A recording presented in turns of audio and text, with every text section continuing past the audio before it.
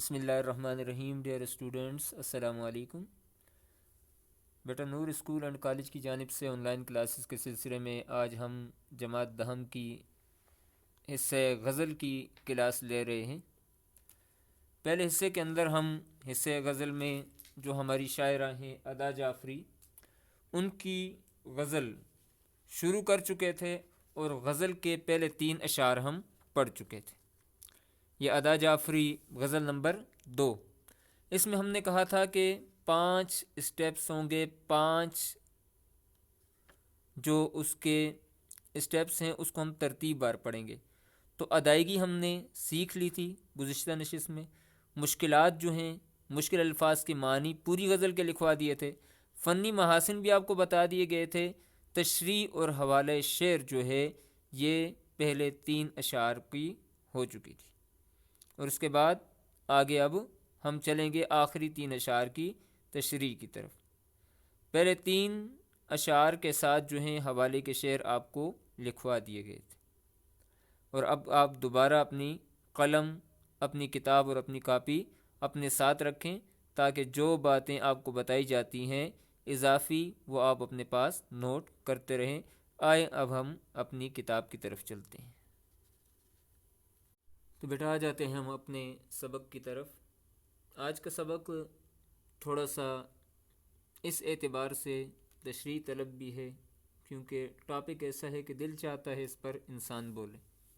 اس لیے آپ اپنے قلم اور اپنی کاپی کو اپنے پاس رکھیں اور جتنے بھی اشعار آپ کو اس سے ریلیٹڈ بتائے جاتے ہیں ٹاپک سے وہ آپ نے اپنے پاس لکھ لینے ہیں. تو شاعرہ ادا جعفری چوتھے شعر میں کہتی ہیں کہ صدیوں سے میرے پاؤں تلے جنت انساں، صدیوں سے میرے پاؤں تلے جنت انساں. ٹھیک ہے، اس بات کو اب غور سے دیکھتے جائیں. میں جنت انساں کا پتہ پوچھ رہی ہوں. اب کس کے پاؤں کے نیچے جنت ہے؟ ہاں بیٹا، ماں کے پاؤں کے نیچے جنت ہے. میں نے آپ سے پہلے بھی کہا تھا اور یہ آپ کو پتہ ہے کہ غزل کا ہر شعر اپنی جگہ ایک اکائی ہوتا ہے. ہر شعر اپنا ایک الگ معنی اور مفہوم رکھتا ہے. شاعر پہلے شعر میں جدائی کو بیان کرتا ہے، دوسرے میں وصل کو، ملاقات کو بیان کرتا ہے، تیسرے میں موت کی تمنا کرتا ہے، چوتھے میں پھر وصال کی تمنا کرتا ہے. تو غزل کا ہر شعر اپنی جگہ ایک اکائی ہوتا ہے. اب اس سے پہلے شعر کے اندر شاعرہ نے کچھ اور کہا تھا.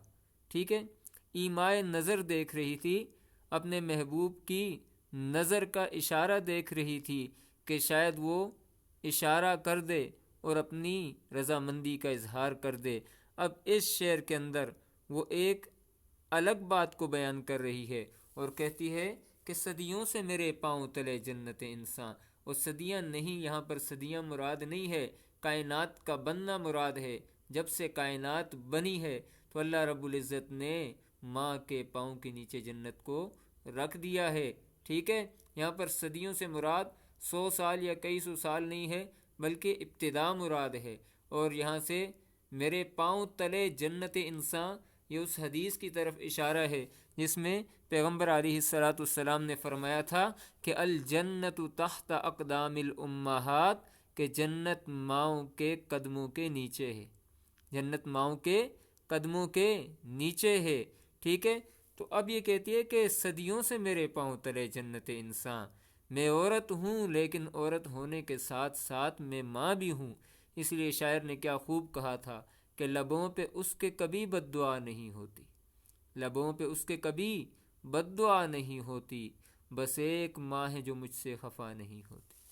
تو ماں کو اللہ رب العزت نے بہت بڑا دل دیا ہے. اب یہ دل دیا ہے تب ہی اللہ رب العزت نے انہیں مرتبہ بھی دیا ہے. برداشت کرتی ہے سارے غموں کو اور ساری پریشانیوں کو اولاد کے لیے. اس لیے اللہ رب العزت نے اس کے پاؤں کے نیچے جنت کو رکھ دیا ہے. اسی لیے تابش نے کہا تھا کہ ایک مدت سے میری ماں نہیں سوئی تابش، ایک مدت سے میری ماں نہیں سوئی تابش. میں نے ایک بار کہا تھا مجھے ڈر لگتا ہے، میں نے ایک بار کہا تھا مجھے ڈر لگتا ہے. تو ماں کا مرتبہ بہت بڑا ہے. اس شعر کے اندر شاعرہ اسی بات کو بیان کر رہی ہیں عورت ہیں تو عورت ہونے کے ساتھ ماں بھی ہیں، تو بتا رہی ہیں کہ صدیوں سے میرے پاؤں تلے جنت انسان، کہ انسان کی جو جنت ہے وہ اللہ نے میرے پاؤں کے نیچے رکھ دی ہے۔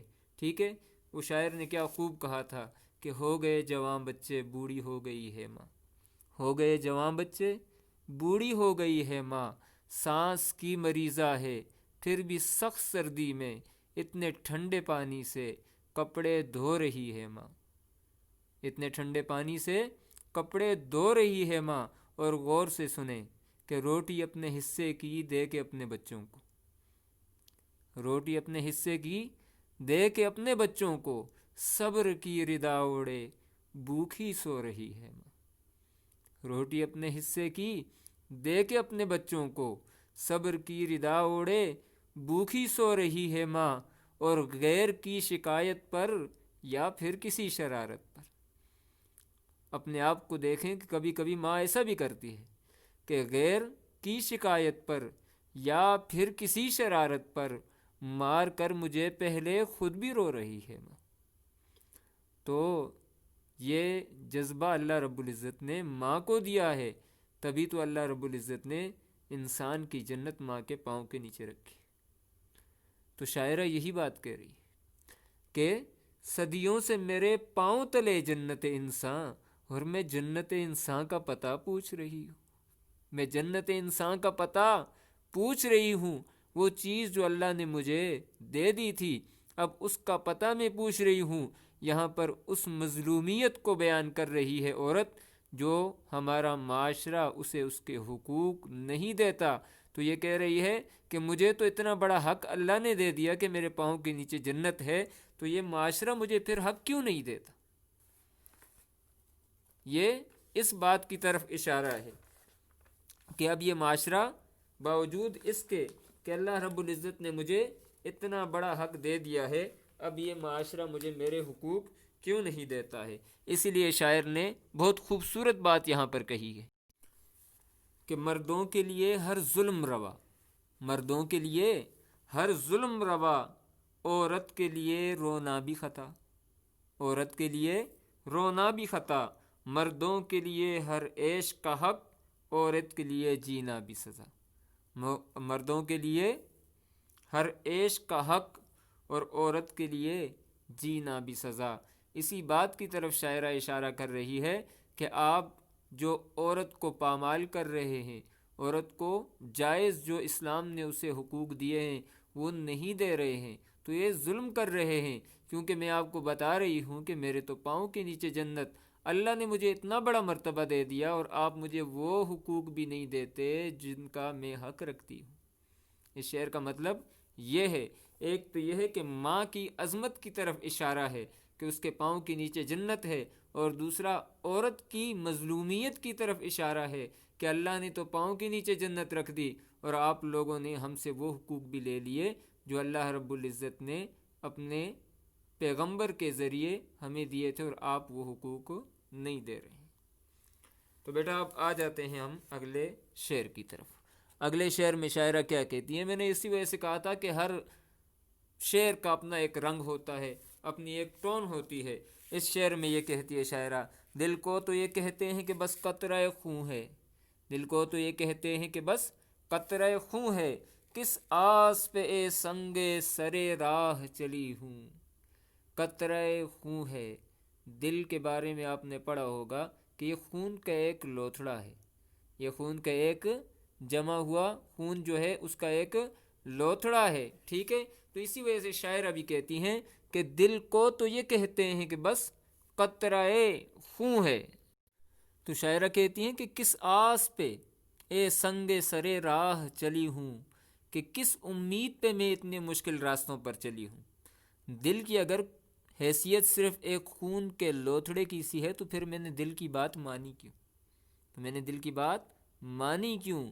تو معلوم یہ ہوتا ہے کہ یہ ایک خون کا قطرہ ہی نہیں ہے۔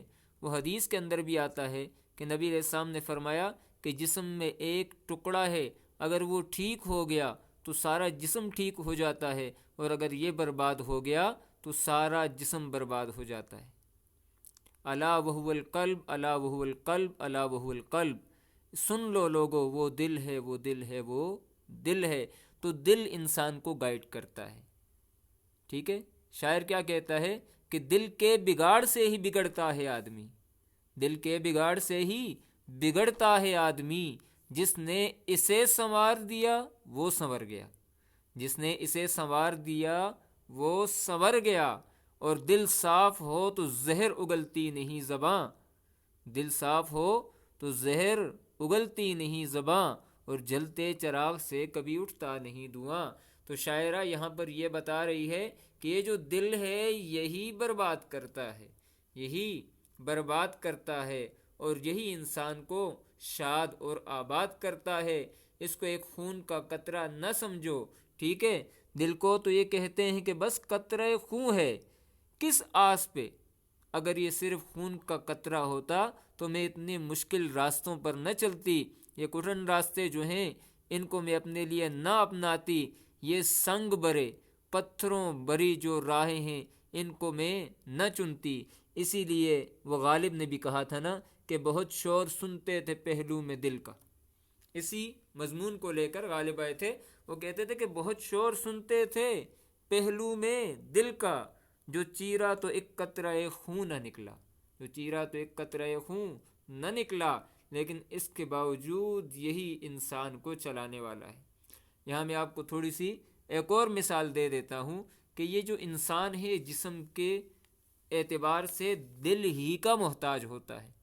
اگرچہ کچھ لوگ کہیں کہ عقل یا حافظہ جو ہے وہ تمام انسان کی قوتوں کا بڑا ہے یا دیوتا ہے جیسے سقراط نے کہا تھا، لیکن حقیقت میں دل ہی سارے اعضاء کا رئیس ہے، سردار ہے اور بڑا ہے. آپ سے اگر کوئی کہے کہ بھئی آپ کھانا کھا لیں تو آپ کہتے ہیں میرا دل نہیں کرتا. حالانکہ کھانا آپ ہاتھ سے اور منہ سے کھاتے ہیں، دل سے نہیں.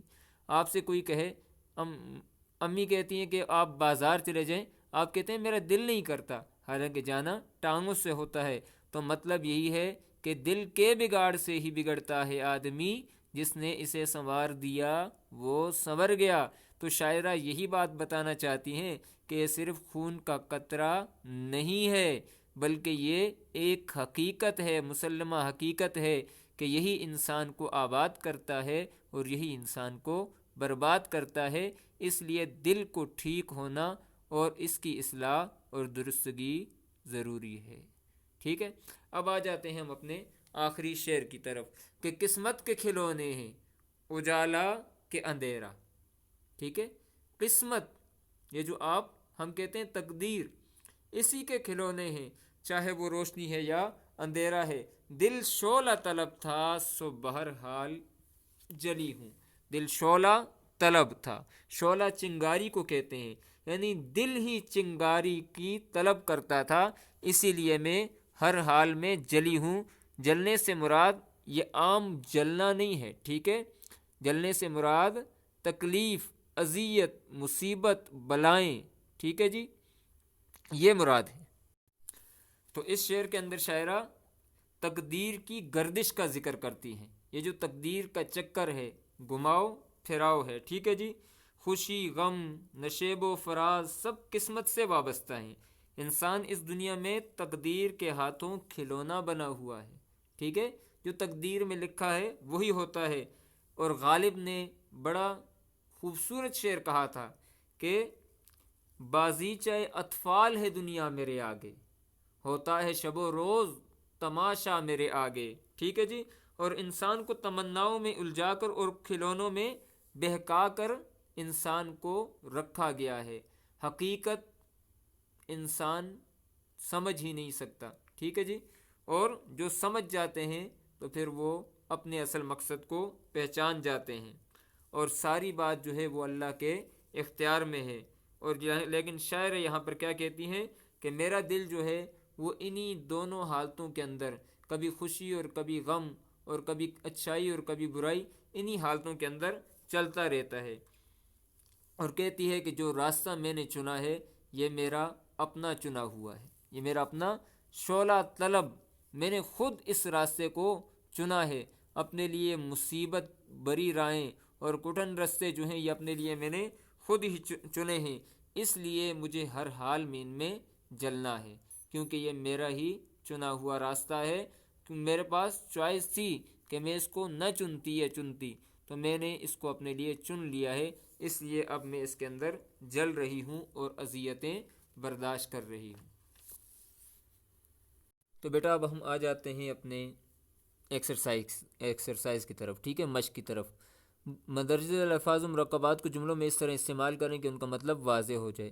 دیگر، ٹھیک ہے، ہم اسکول میں دیگر علوم کے ساتھ ساتھ قرآن پاک کی تفسیر بھی پڑھتے ہیں.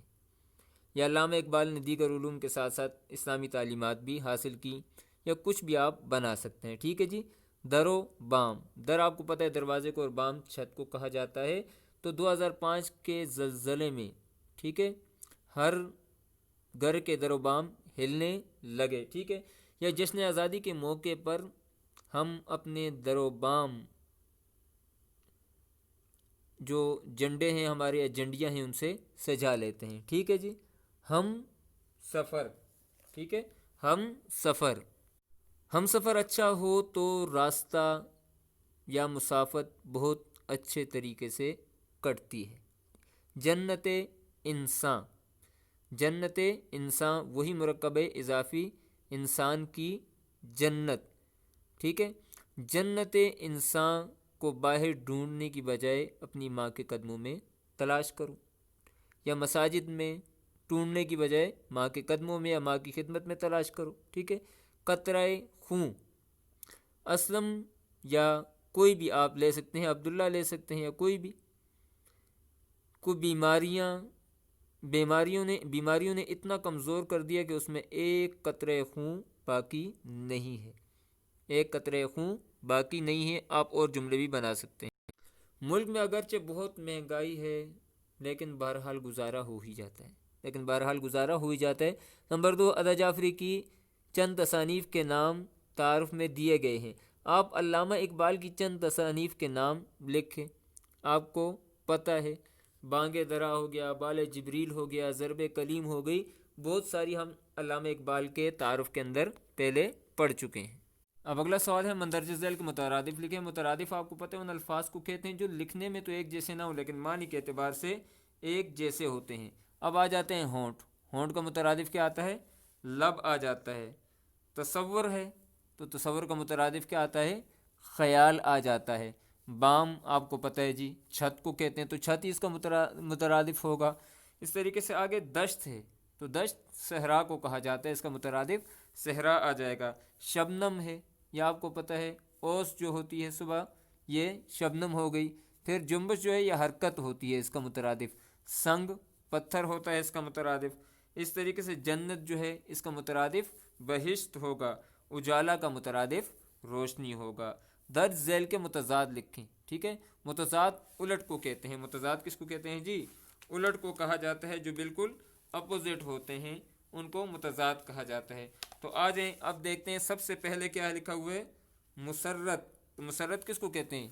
خوشی کو کہتے ہیں. مسرت خوش ہونے کو کہتے ہیں. تو مسرت کا غمی آ جائے گا یا غمگین ہونا آ جائے گا. ویران کا آباد آ جاتا ہے.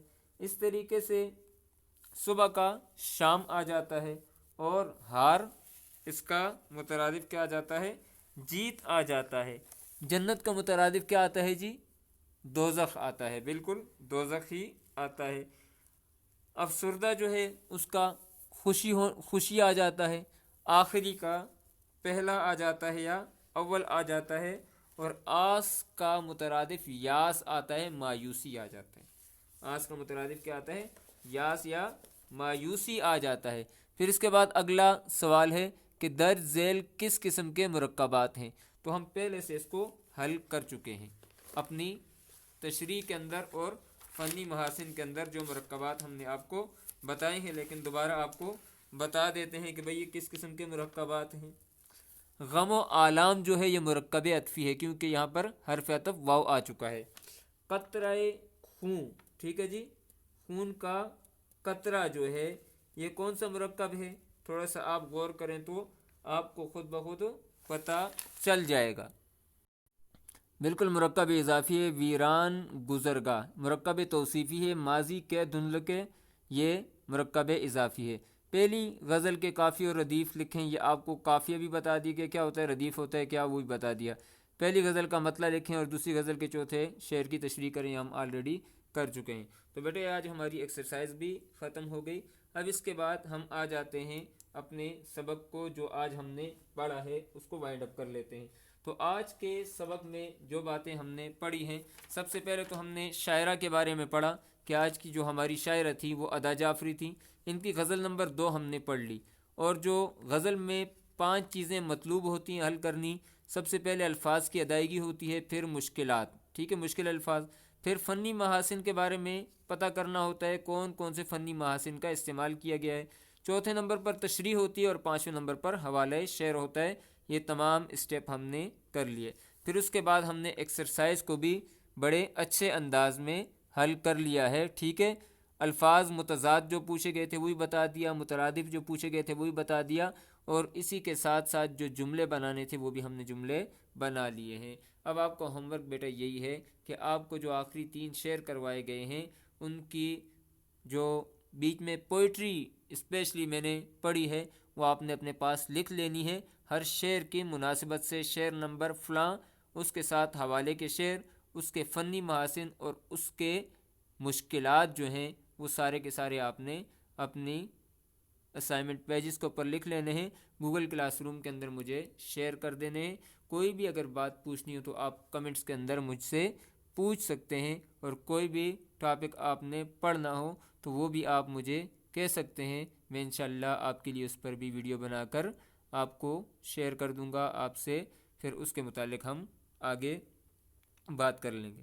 اب بیٹا اصل بات یہ ہے کہ آپ کو جو ہوم ورک دیا جاتا ہے یہ آپ نے جس دن اسکول آنا ہوتا ہے لا کر جمع بھی کروانا ہوتا ہے، جس کے مارکس آپ کے اسائنمنٹ کے لگتے ہیں، پھر اس کے بعد آپ کے گھر میسج ہوتے ہیں، اس لیے ود ان ٹائم اپنا کام کیا کریں اور ٹائم پر لا کر اسکول کے اندر جمع کروا دیا کریں۔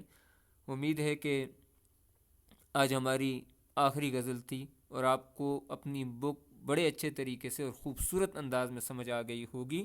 اب آپ سے ایک ہی ریکویسٹ ہے کہ اب جب ریویژن ہو تو اس میں بھرپور طریقے سے پارٹیسپیٹ کریں اور اپنے اسباق کو اچھے طریقے سے یاد کریں۔ السلام علیکم ورحمۃ اللہ وبرکاتہ۔